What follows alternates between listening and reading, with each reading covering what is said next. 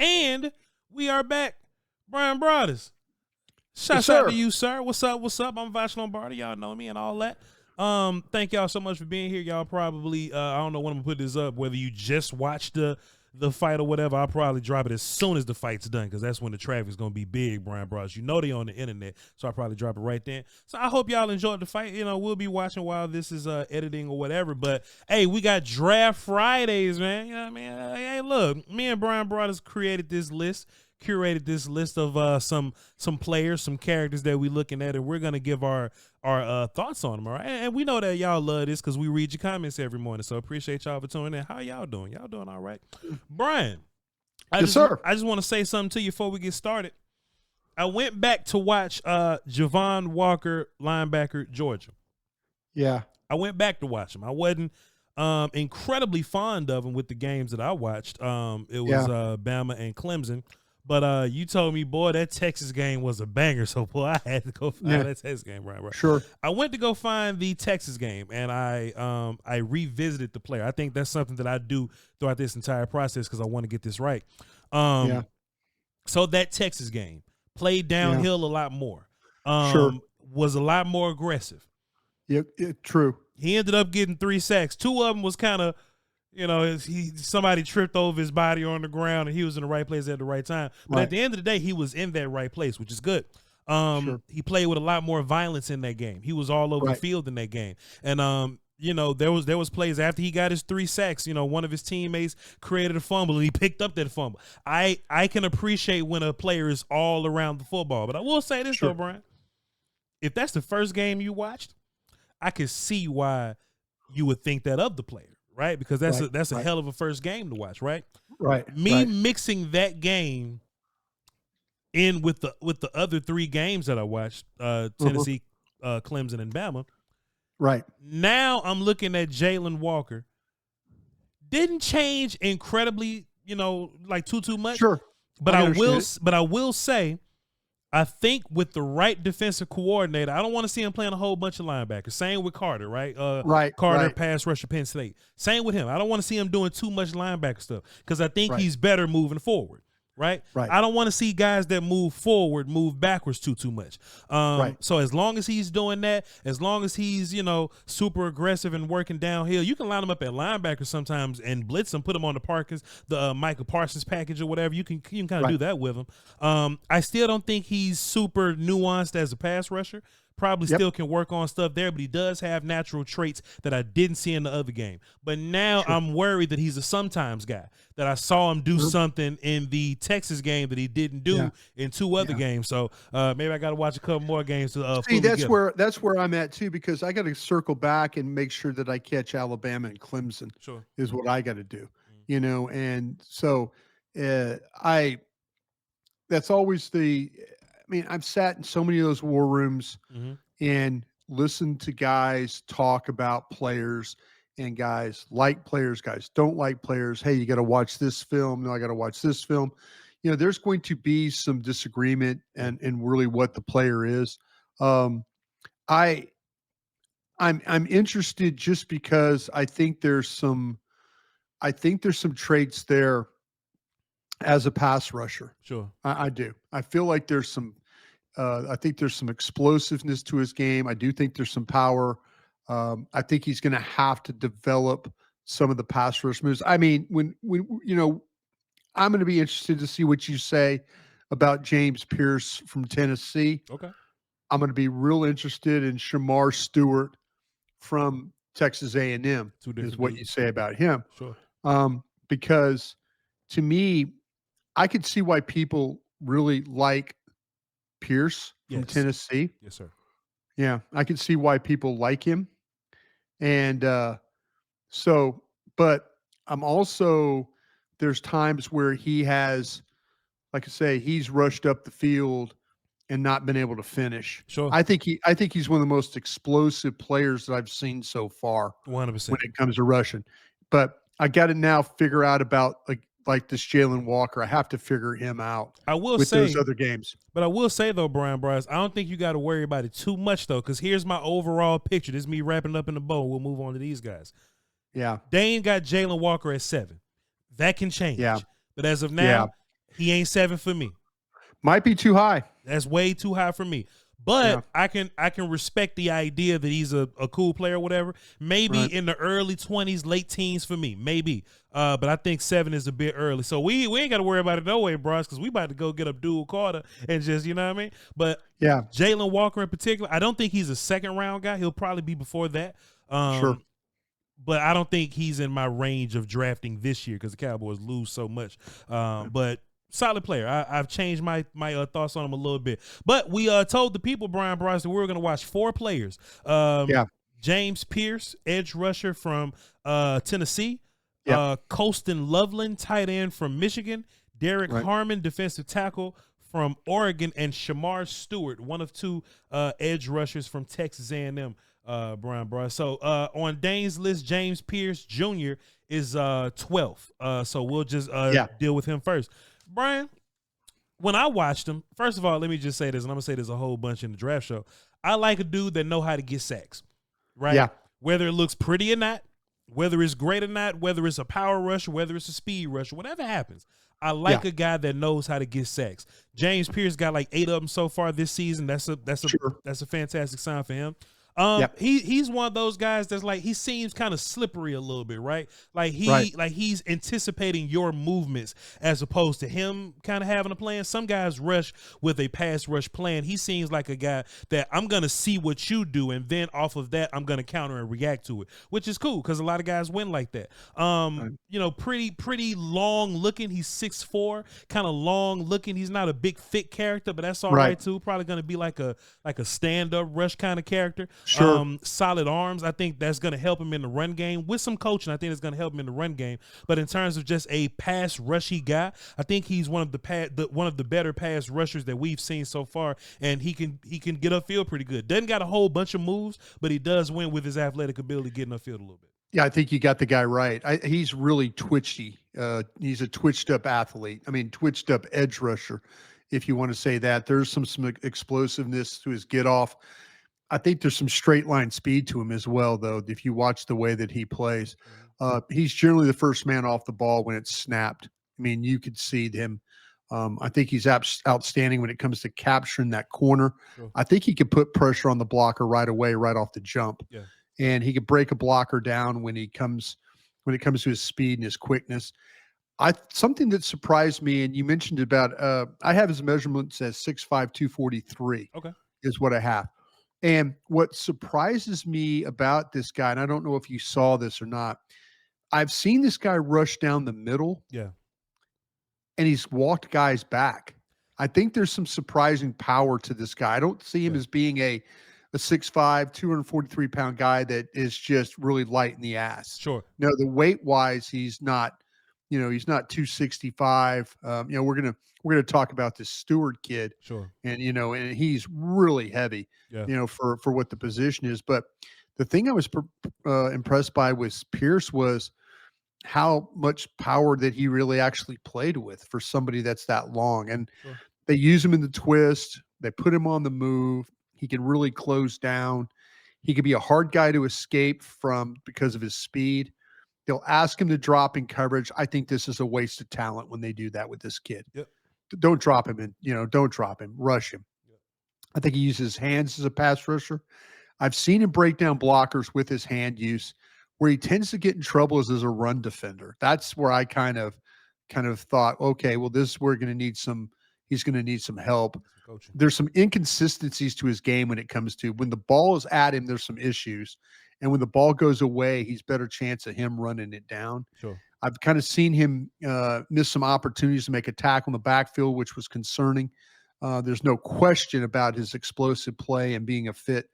I think for a club that maybe plays an odd man front, when I say odd man front, like a 3-4 front, use him as a stand-up guy or put his hand down. But his quickness will give blockers problems. And I think he's got, like I say, when you start to talk about the guys as we get through this, the top guys, when just that explosiveness off the ball, I think James Pearce is pretty damn good at that. Do you think his draft grade is kind of going to fall because teams will look at him as just a pass rush guy and not like a, 3-down guy?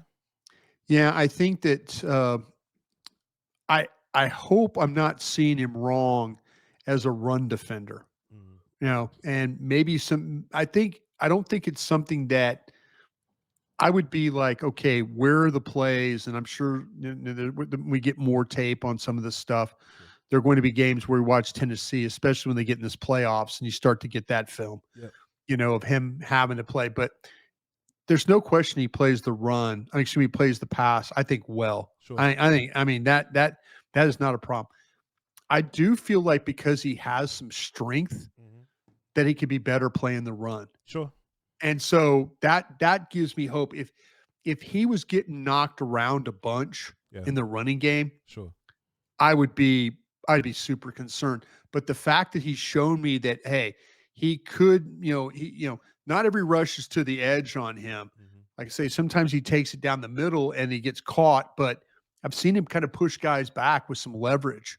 So I was encouraged by that. And I think his run defense will be better because I think he does have some upper body strength to him, about the way that he plays with the length, the leverage, and his ability to kind of walk some guys back. I think the long arms are like huge for him, because if he can separate and you can't reach him necessarily, then that's where he can get the advantages. And you're already going backwards. And I think once he really learns how to, put moves together, I don't think he really has a backup plan. I really think he's trying to beat you to the edge. And maybe if you do something, then he'll do something different. But once he start planning rushes out or whatnot, I think he could be much better.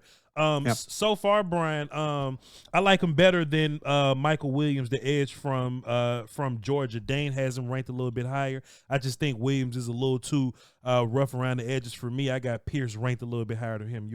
I totally agree with that. I think right now I got it Carter, and then I would have Pearce, and then I would have Michael Williams is what I would have. I agree. Bryan Broaddus. Michael Pearce, Tennessee. Cool. So, hey, is it James Pearce? James Pearce? James, my bad. James. Yeah, Michael Pearce, Michael Pearce does something different.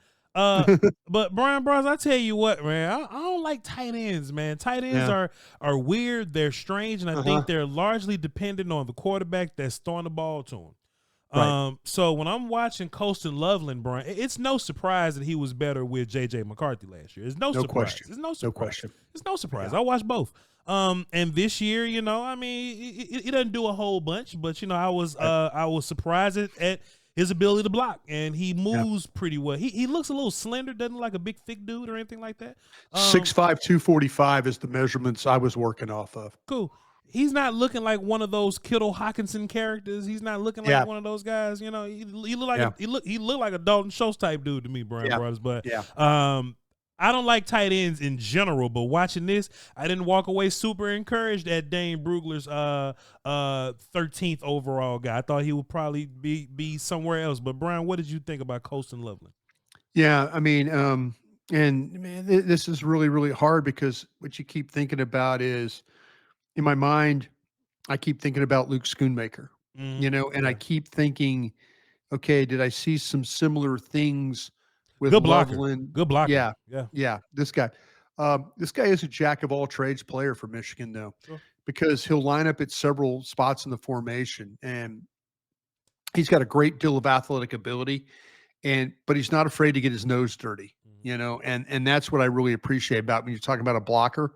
I've seen him line up in line. That means next to the tackle. Sure. I've seen him line up as a wing, and I've seen him line up as a slot. Yep.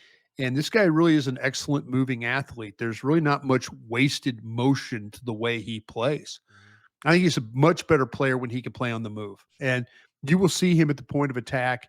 He gets stalemated a little bit. He'll get his hands inside and work his feet really hard. But you'll see him get stalemated at the line of scrimmage at times. So when he plays on the move, it's a little bit easier for him and a little bit better. Sure.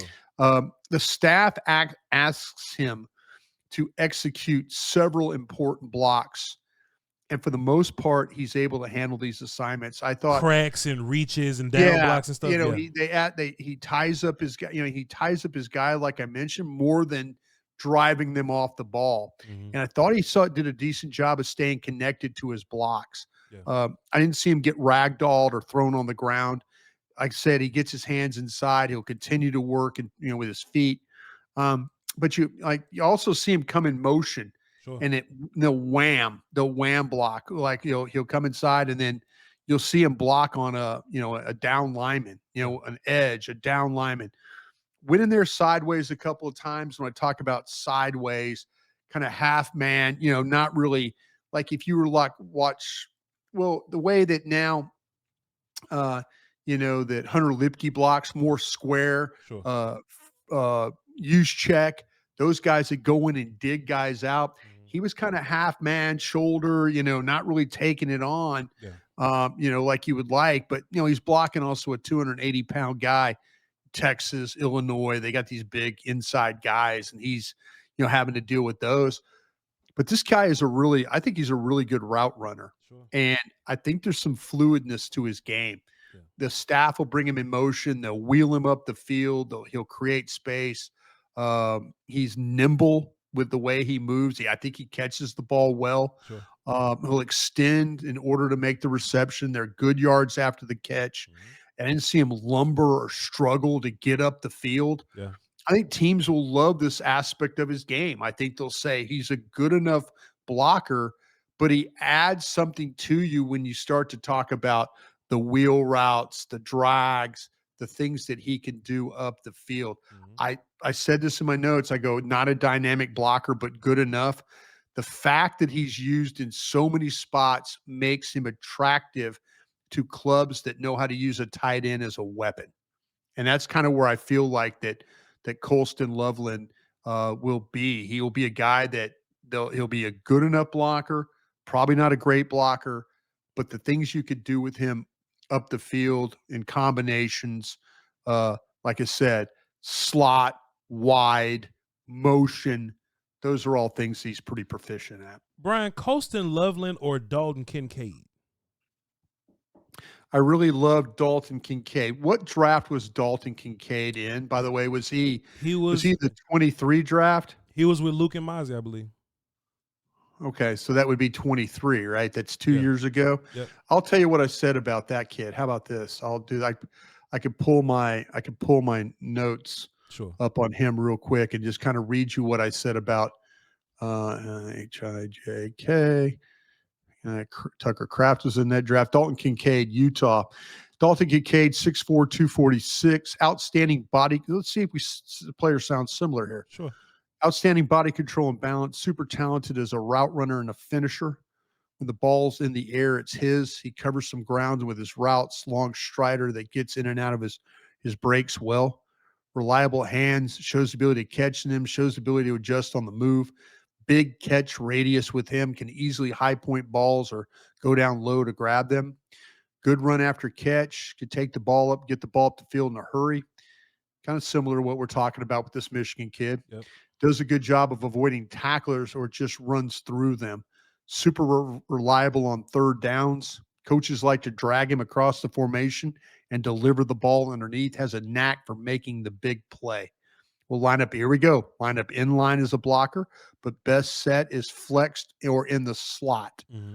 Not going to blow you off the ball as a blocker. Is a fit and attempt to wall off type. Sure. Going to match up Prob in this league due to his ability to run routes and secure the football. I think they're very similar.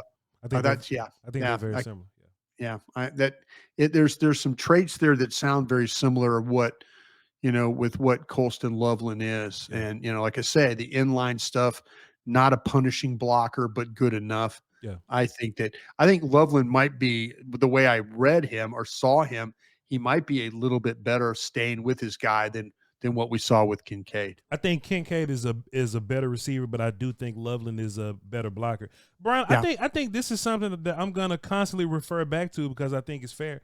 PFF has Loveland right now ranked as their 22nd guy. They ain't got him at 13. I like him a little more as a 22nd type of guy than a 13 type. I kind of felt like that I wasn't really interested in him at 13, but the further down the board that he was, the more my appetite for him was better off. Bryan, do you kind of get the feeling, and then we'll move on to our next player, do you kind of get the feeling that once we got past our 8 elite guys, that like the rest of these characters belong in the 20 somewhere?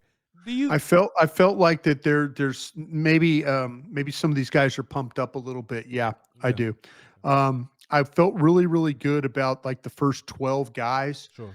And then we started to get down, when the Mikael Williams thing, I kind of felt like, to me, that was a little bit more down the board Sure. than I would have been comfortable taking. Yeah.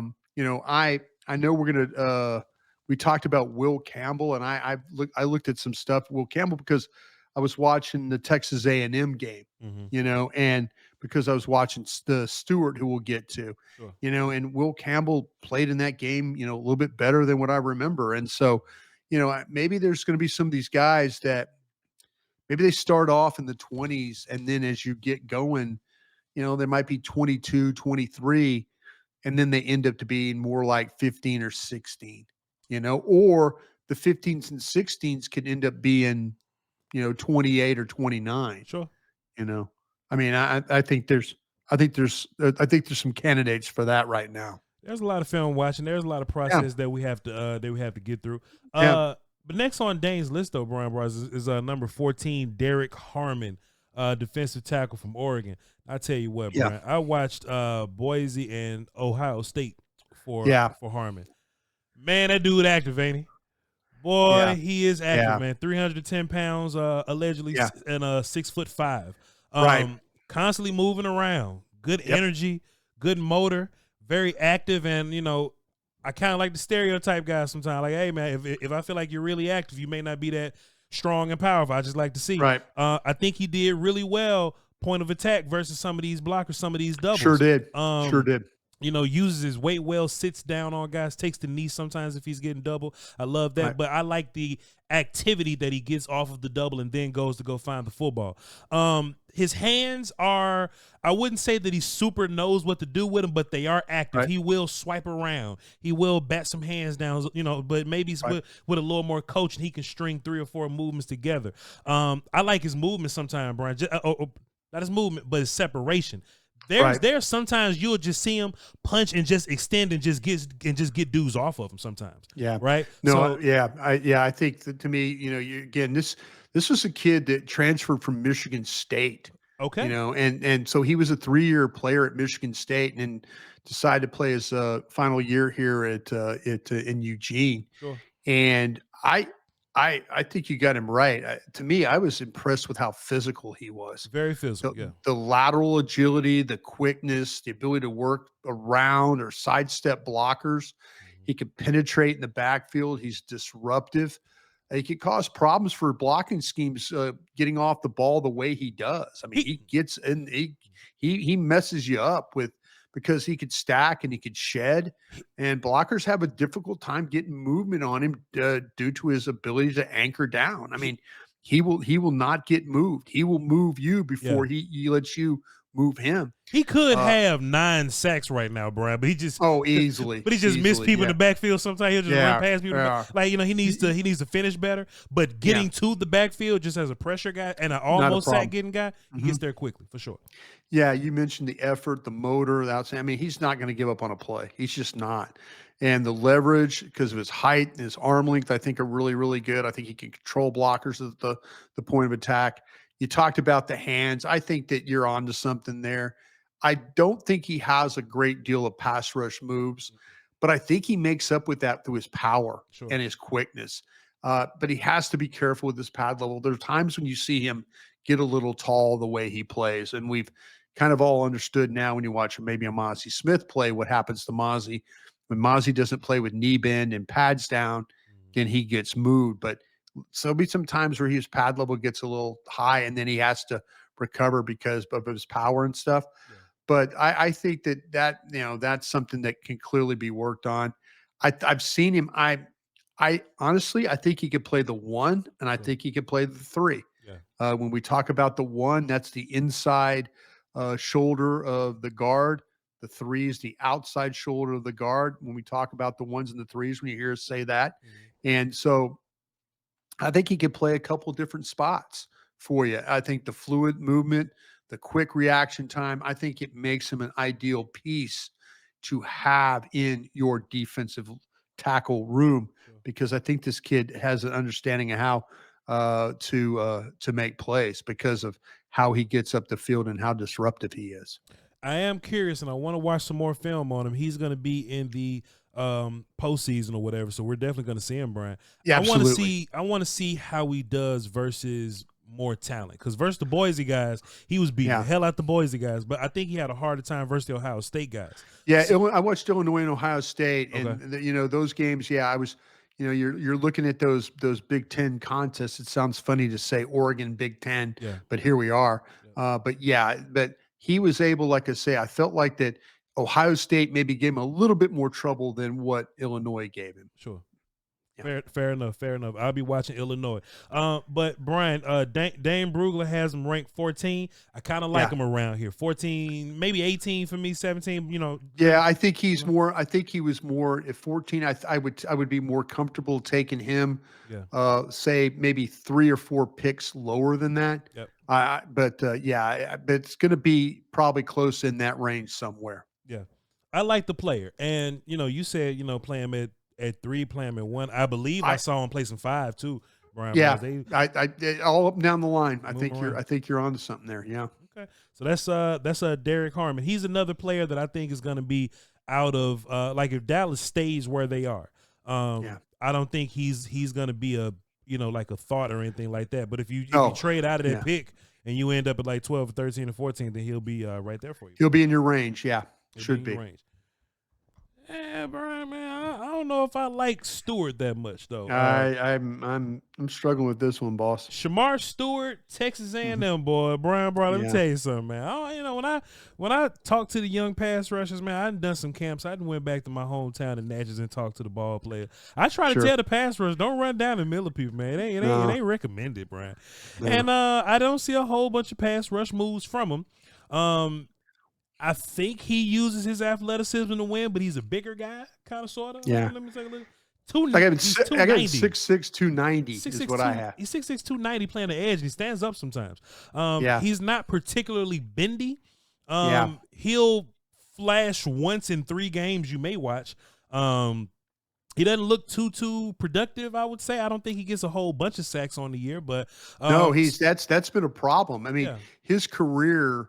A very highly touted player, but his career has not had very high sack numbers. In my mind, Bryan, I thought, all right, you 290, you must be a good rundown guy. And, hey, man, you know, he kind of he stays blocked. Once you get hands on him, he kind of stays. But I watched him versus Texas and LSU, I believe, something like that, and he just stayed. Like Will Campbell had a cool little time with Stewart here. So I was watching Shamar Stewart, and I love to hear what you have to say about him. Look, I think we're on the same page here. I wasn't feeling him too much. I think this is way too high.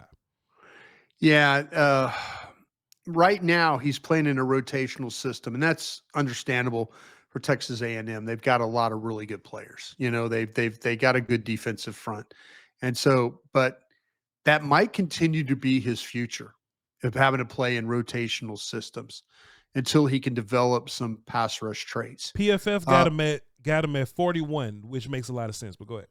Yeah, I think it's closer to that than maybe being in the top 15. But I feel like he can play multiple positions just because of his size. I think he does have a burst for a man his size. I think that's pretty impressive. Sure. I think he's shown the ability to get the edge and make blockers have to work to stop him. But the pass rush is more about athletic ability than it is about moves or movement. Yeah. It's just, I'm 6'6", I'm 290, I'm running as fast as I can to get to the corner. And I think he's going to try and bully his way to the quarterback more so than make a move, but I saw him play on the right side against LSU. And then he lined up on both sides against Missouri. And I've never, this guy's never had high sack numbers, just hasn't. Yeah.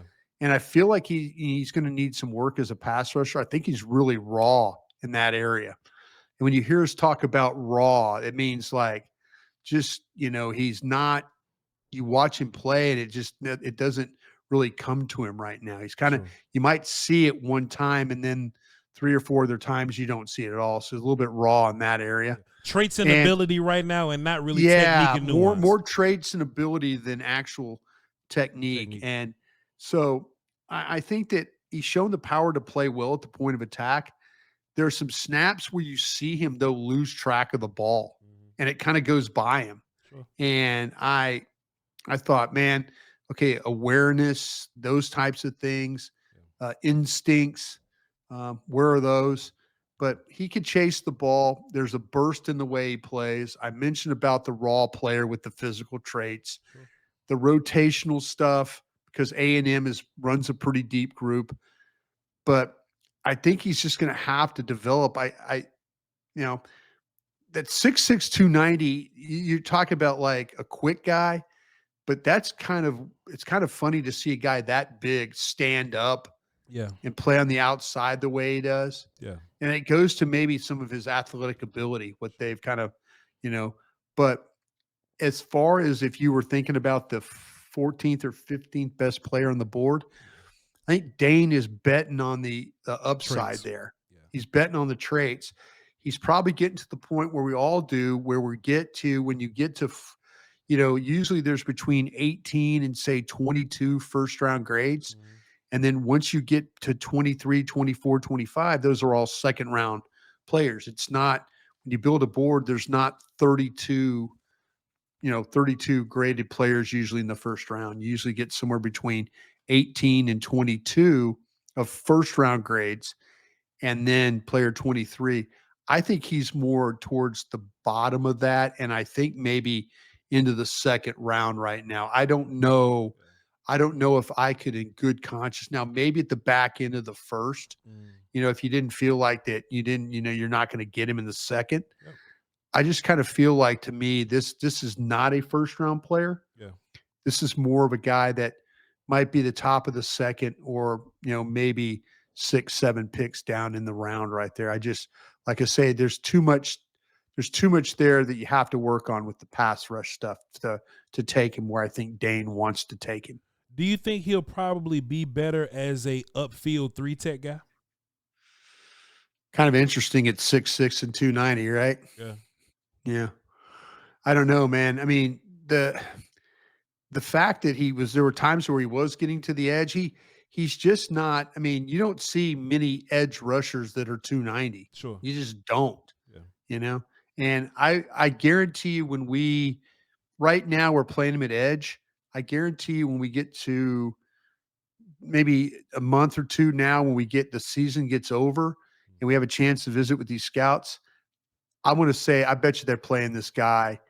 I mean, if you're playing a 3-4 front, that's defensive end size right there. That's what Bill Parcells used to tell us. Yeah. Give me a guy, give me an edge.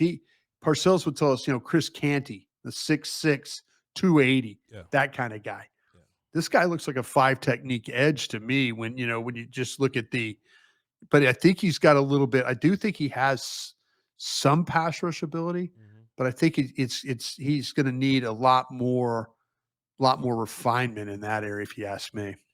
Yeah, I'm not a fan, man. Not a fan. You know what I mean? I'm still rolling with my Tennessee and my Penn State guy. Now, Bryan, once we get to him, the other Texan and pass rusher, Gordon, he's a little better.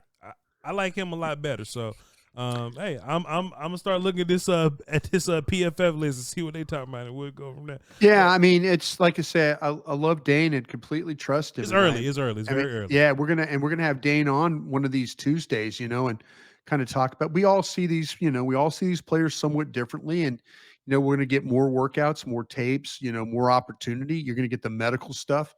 They probably aren't going to be. You get the end, you set your stack. I don't know, man. The guy that sounds like that for us that might drop the most would be Williams, the edge from Georgia. Yep. Kind of don't really agree on that. I think you have some concerns about Walker, the linebacker edge from Georgia. Yep. Probably too high there for you. Sure. So maybe a Walker drop, a Williams drop, the two Georgia kids. Yep. We'll see tomorrow. They play Tennessee. That'll be a big game. Yep. Kind of feel like that maybe maybe Stewart on the drop. So that's three. Yep. Yeah. So that's kind of where we're at. Other than that, I kind of feel like that Dane's kind of in the ballpark on where I do. I mean, I do like Luther Burden. I like him a lot. I like him a bunch. Yeah. I had a guy in the comments go, he's going to be a bust. He's going to be a bust. You can tell he's going to be a bust. And I was like going, man, I just watched him against Oklahoma snatch a ball in traffic and get north-south in like all in the same motion. I'd be damn. All in the same motion. And I'm like, okay. And what other game was I watching there that I was watching another one where he was making plays, like say, LSU, Oklahoma. LSU. Yeah. Yeah. You watched the LSU game from last year. My God, he lit LSU up. Yeah. So yeah, there's a good group of guys but I think once it'll be interesting to see where players 18, 19, 20, 21 on Dane's list, are those all, is that the bottom? Is that the end of the run? Is that the end of the run for first round grades? Or are there still more guys that we need to, is this thing going to carry to 24, 25? I doubt it. History has always told me that it's always been kind of between 18. I know some scouts were talking about this year that maybe there was going to be more of a top heavy part to this draft, but I kind of, maybe those scouts are right when we're starting to get to 14, 15. Sure. We're starting to talk about some guys that might have either further down the board or second round value to you. Well, the Cowboys better start losing some damn games. Come on, Cooper Rush, get us in the business, man. Bryan Broaddus, this is always fun, man. I love to do this with you. This is the best content my friend. That we appreciate, do. Appreciate it. I love it. I love when you give me homework assignments. So I assume we're going to get the next 4 names. I'm going to keep watching, but we talk about it during the week. I mean, next week the Cowboys play the Commanders, and we'll talk about the Commanders a little bit, but we'll probably have some draft talks. So we'll keep looking at these players, and every Friday show we'll do that. Maybe people ask, maybe one of these shows we get a little further down the road. Somebody in the comments, I don't know if you saw it or not, asked about taking questions, maybe about the draft or something. We can maybe do that, but let us get a little bit more of a list of players. You're going to ask me about a Texas Tech running back that I haven't seen yet. I don't know. Yeah. So that's, if you let us get a couple more, let us get to, a workable name, like, 30 guys or so, 40 guys. Then maybe we can have some really fun conversations. Maybe we can do questions on Wednesday and Thursday since that's the breakdown the other team day. Yeah. So half of the show will be breaking down the team. The other half of the show we'll just take the questions. That sounds fair. That sounds good. Right. Doing a little producing on the fly here, folks. Hey, all man, for you. All for you. But hey, I hope y'all enjoyed the Jake Paul and Mike Tyson fight. I don't know how it goes. Yeah. Bryan, who wins if a young boxer that's not really a pro that beats up basketball players, but he's young and he's in great shape, versus a nuanced killer that's 70 years or he's 60 years old? He's my age, bro. That's, me. I'm always going to cheer. This one's going to come down to, the longer this fight goes, the more likely that Paul gets a decision. Sure. Mike Tyson has to end this thing in the first 2 rounds. Sure. I will say something really interesting. The fact that they're only boxing 8 rounds, watch for the draw and another fight. And another. Yeah. Watch for the draw. 8 rounds. If it was odd numbers, maybe we can have it aside. But at 8, if we have a draw, numbers. All right, Tyson wins the first 4. I hope Tyson wins because he's my age. Don't go around threatening young people talking about, hey, you seen what Tyson just did. Don't go around doing that to young people. No, I'd never do that. But I hope Mike Tyson wins. I really, really do. I'd love to see it. That. Hey, I can't tell you how many times when I was in college at LSU, and I'd be out on the we'd be at the apartment, all my teammates and stuff. We'd all be out summer, and Tyson would be boxing, and it's like I'd be outside doing the cooking on the grill. And someone would go, hey, Broaddus, Tyson, this fight's getting ready to start. And I'm like, okay. I'd be flipping chickens and stuff like that, flipping burgers, getting things over. Hey, you just missed it, Bryan. I'm like, what just happened? You knock him out, he'd go in the round and just knock him out. And I'm like, many of my day was spent like standing at a grill and not actually watching Mike Tyson fight. How about that? Hey, I'm about to run down there right now and check it out. Please do.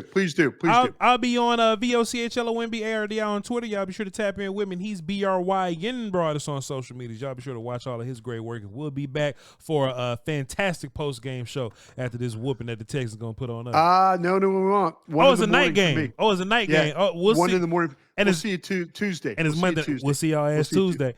We'll see you Tuesday.